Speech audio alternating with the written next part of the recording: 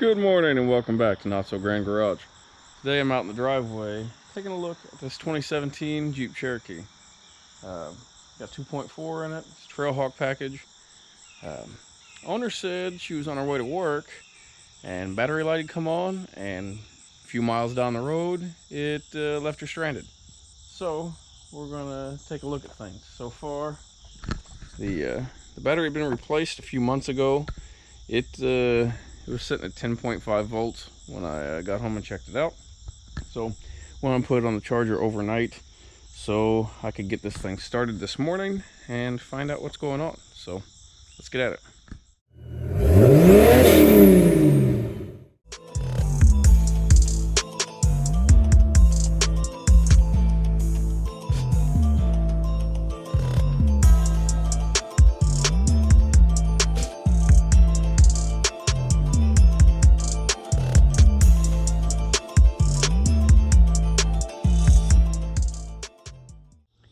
So I've had the battery on the charger overnight. It's now resting at 12.9 volts. Charger staying complete, so battery should be topped up. I'm gonna go on and test the battery just to make sure nothing funky's happening there, but I think we're good there. More than likely we've got an issue with the alternator, but I'm gonna test the battery and then we're going to see if it'll start up and see what kind of voltage we're getting at idle. Alright, I've got my battery tester set up. So we're going to go on and run through these menus right quick. Do a battery test. Let's back up here. Set an AGM. And I'm going to set it up to 760 cold cranking amp. And see what it can tell us. Like I figured, battery's good. Battery's only a couple months old, so no problem there. This little unit here will also test the alternator and everything, so I'm gonna hook the battery back up because I've had it unhooked all night while it was on the charger. I'll hook the battery back up and see what this alternator's doing. Now I did notice on this one we've got a coolant bypass hose right here that runs underneath this cover, goes to the throttle body, and comes up to the top of the reservoir. And it has been leaking down on top of the alternator. And I have a feeling that's got something to do with why the alternator failed. This thing's only got 89,000 miles on it. I wouldn't think the alternator would be bad yet, but we'll see. We're now set up for a charging system test. We're going to go on and start this thing up.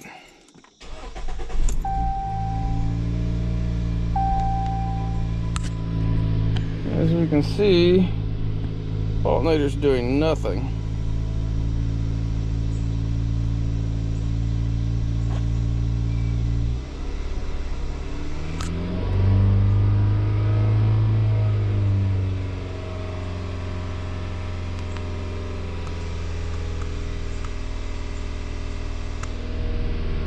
No output from the alternator at all.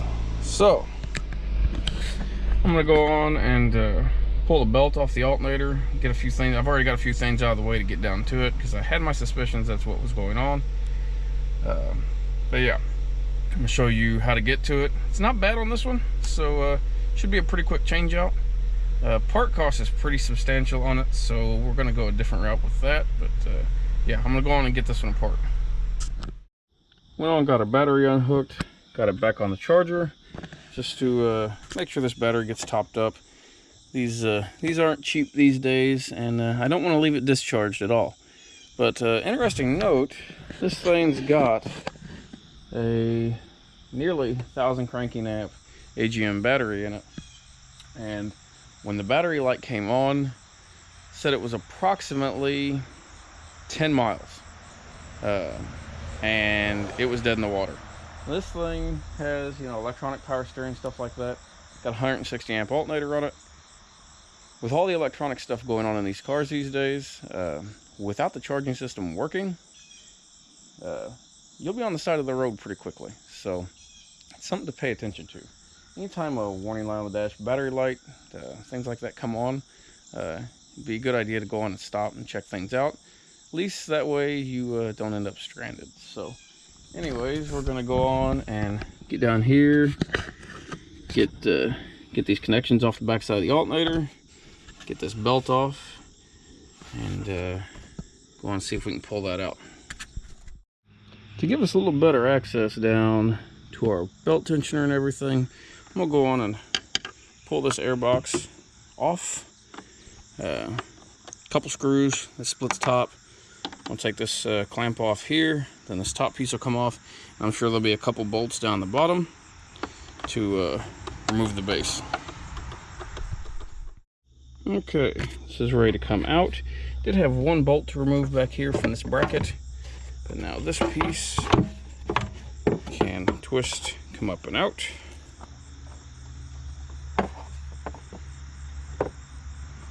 And now we've got a good bit of room down in here.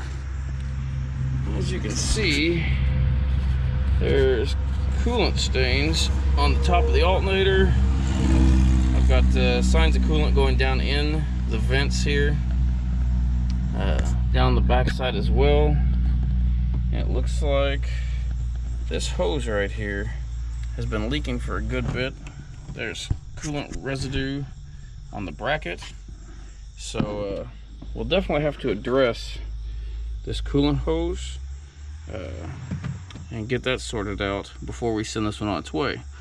But now I should be able to get to the tensioner, which is right here, pretty easily, and get this belt slipped off the alternator. I'm going to get this pulled off.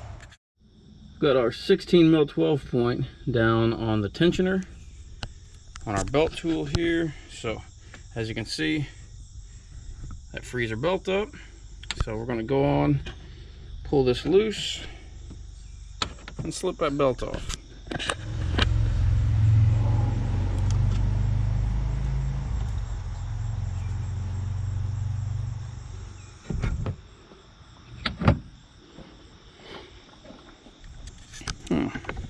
With the belt out of the way, we've got the main battery connection on the back side of the alternator. There should be a plug on the back side of the alternator as well.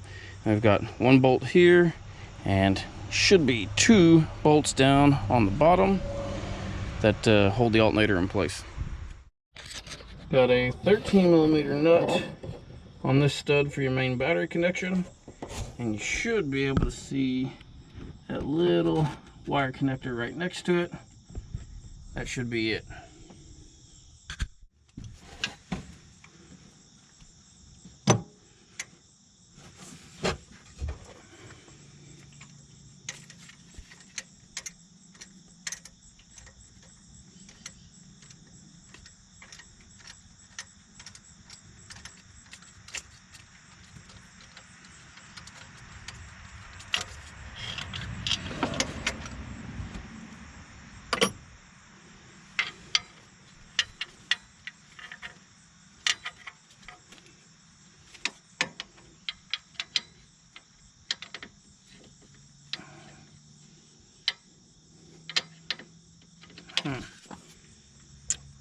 Interesting. Not sure if you guys will be able to see this or not, but Jeep in their infinite wisdom, I should say Chrysler in this case, put the mounting bolt for the alternator right behind the charge pipe or the refrigerant line for the AC system. And there's no way I can get in there. So it's either remove the hose from the AC and drain the system, or what I'm gonna try to do is unbolt the compressor and see if I can slide the compressor forward enough to get enough room to get to that bolt. Okay, alternator is coming out. Now, in this case, this refrigerant line was in front of this last bolt. So in order to get it out, I had to drop this compressor down. Pretty simple. There's one bolt in the back, 2 bolts on the front, and it just drops down out of the way. So don't have to unhook anything or anything like that. But yeah, alternator's out, and I'll take a look at it. There's signs coolant's been getting into it. And, that pulley is not driving the alternator anymore. So that's interesting. Alright, I got this alternator laying on the workbench. Brought it into work because I'm going to turn this in for a core. But this alternator is fixable. The overrun pulley has failed completely. No longer turning the alternator. And yeah, oddly enough, didn't make any sound, no rattles, no clunks, no squeaks, no nothing. Just failed. Kind of an odd failure mode. Usually these start rattling or making some noise or something. But yeah, there's no play in this at all. It just doesn't lock up in either direction. So it's toast. With that said, a new pulley for this is around $100 my cost. I've been talking to the owner of the vehicle, and I can get a low mileage used alternator from the salvage yard for 70, 75 bucks, something like that, my cost. So talk to them about it, and I think that's the direction we're gonna go. It's simpler and it's faster. It'll get them back on the road. So anyways, I've got this pulled off waiting here.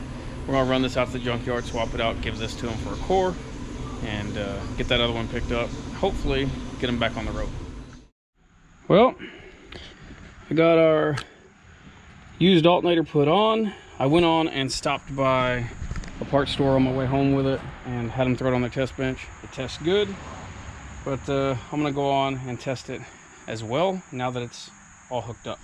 I am leaving the air box out because I still need to correct this coolant leak, but I'm gonna leave that be for now because the critical thing is the charging issue. So I've got the battery hooked back up. I've got everything done over here. Installation of the alternator was reverse of how it came off, pretty straightforward.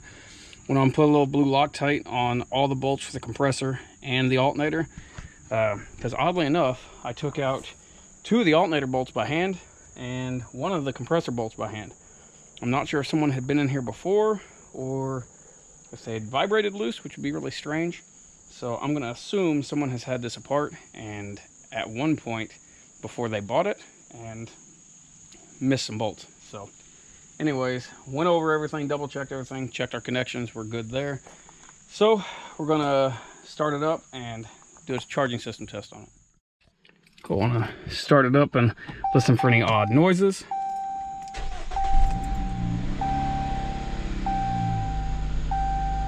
No odd noises. So let's go on and do a charging test here.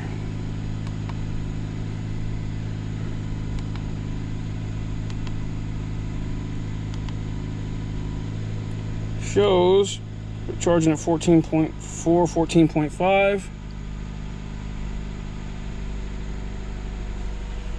Increase speed.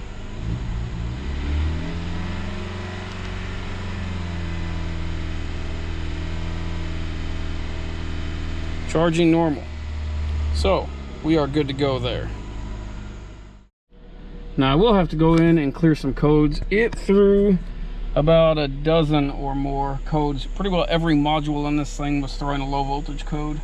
So I'm gonna have to check that and get those cleared out and see how we're going there. Let's go on and step up this way.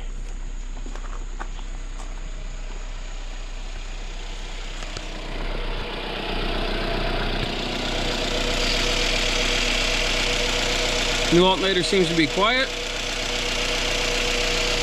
I don't see anything weird going on, so it does have a 90-day warranty on it, and I told the owner I'd work with him if something happens. So we'll get it back together. We'll fix this coolant leak and go from there, see how it works.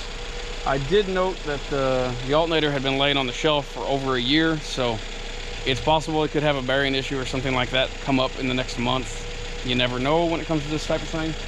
But yeah, so I'm gonna finish buttoning this up and get this coolant leak fixed. So here's our coolant leak. It goes from this hose down to this metal tube, which comes over to the throttle body it looks like. So what I'm gonna do is I'm going to clamp this off right here so we don't lose any coolant, or at least not a lot. I'm gonna come over here and cut this metal band right here, disconnect this hose, and see if we can clean this up and put a new clamp on it, see if we can stop that leak.